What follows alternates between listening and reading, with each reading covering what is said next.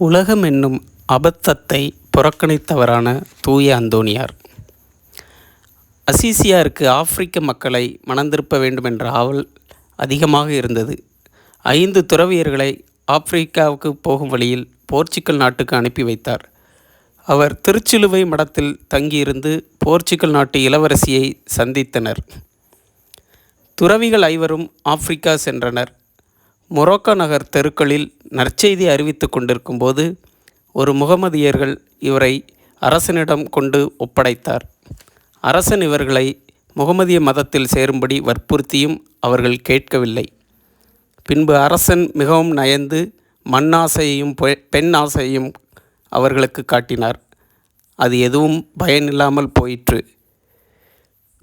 அவர்கள், எங்களுக்கு பொன்னும் வேண்டாம் பெண்ணும் வேண்டாம், அழிந்து போகின்ற செல்வங்களை விட அழியா மோட்ச பாக்கியமே எங்களுக்கு வேண்டும் என்றனர். இதை கேட்ட அரசன் வெகுண்டெழுந்து அவர்களை வெட்டிச் சாய்த்தான். அங்குள்ள சில கிறிஸ்தவர்கள் அவர்களது உடலை எடுத்துச் சென்றனர். 1220ஆம் ஆண்டு ஜனவரி 16ஆம் நாள் இது நடந்தது. போர்ச்சுகல் நாட்டு அரசரின் சகோதரர் பீட்ரோ இளவரசர் என்பவர் அரசனோடு மனத்தாங்கல் கொண்டு மொரோக்கோ நகரில் வந்து தங்கியிருந்தார். இவர் துறவிகளின் உடல்களை பெற்று அவற்றை பக்குவப்படுத்தி போர்ச்சுகல் நாட்டுக்கு கொண்டு வந்தார். இதனால் இருவரும் மனத்தாங்கல் நீங்கி சமாதானமானார்கள். அரசனும் அரசியும் மிக்க மரியாதையுடன் மறை சாட்சிகளின் உடல்களை ஊர்வலமாக எடுத்து வந்தனர். லிஸ்பனில் உள்ள மறைமாவட்ட கோயிலில் நல்லடக்கம் செய்ய விரும்பினர்.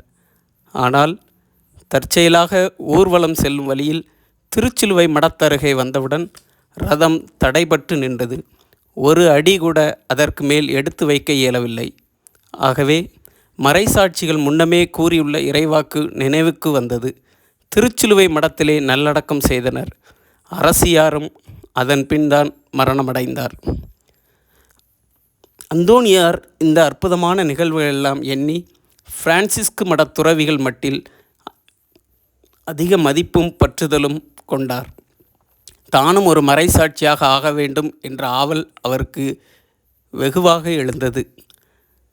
மறைசாட்சிகளின் கல்லறைக்கு அருகே நின்று கொண்டு அடிக்கடி இறைவனிடம் மன்றாடுவார். பிரான்சிஸ்கு அசிசியார் சபையில் சேர்வதென தீர்மானித்தார். ஆனால் சபை மேலாளர்கள் அனுமதி பெற யோசித்தனர்.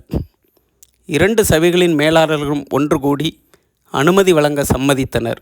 அந்தோணியார் அசிசி சபை துறவிகளின் ஆடையை பெற்றுக்கொண்டு அசிசி மடத்தில் சேர்ந்தார். அந்தோணியார் மறைசாட்சியாக மரிப்பதற்காகவே இங்கு சேர்ந்ததால் அங்குள்ள ஒரு துறவி கேலியாக, நீர் நிச்சயமாக புனிதராவீர் என கூறினார். அதற்கு அந்தோணியார் மறுமொழியாக, கடவுள் சித்தப்படி நான் புனிதரானேன் என நீர் கேள்விப்பட்டால் அதற்காக கடவுளை போற்றி புகழ்வீராக என சாந்தமாய் பதிலளித்தார். செப்டம்பர் 22, 1220ஆம் ஆண்டு அந்தோணியார் பிரான்சிஸ்கன் சபையில் சேர்ந்தார். அங்குதான் ஃபெர்தினாண்டு என்னும் இவரது இயற்பெயருக்கு பதிலாக அந்தோணியார் என்று பெயர் சூட்டப்பட்டார். அசிசியாரின் தாழ்ச்சியும் தரித்திரம், ஆன்ம தாகம், கீழ்ப்படிதல் போன்ற நற்பண்புகள் அந்தோணியாரை மிகவும் கவர்ந்தன. சிந்தனைக்கு நாமும் அந்தோணியார் கொண்ட தாழ்ச்சி, தரித்திரம், கீழ்ப்படிதல் என்ற நற்பண்புகளை பேணி வளர்ப்போம் அந்தோணியாரின் உதவியோடு.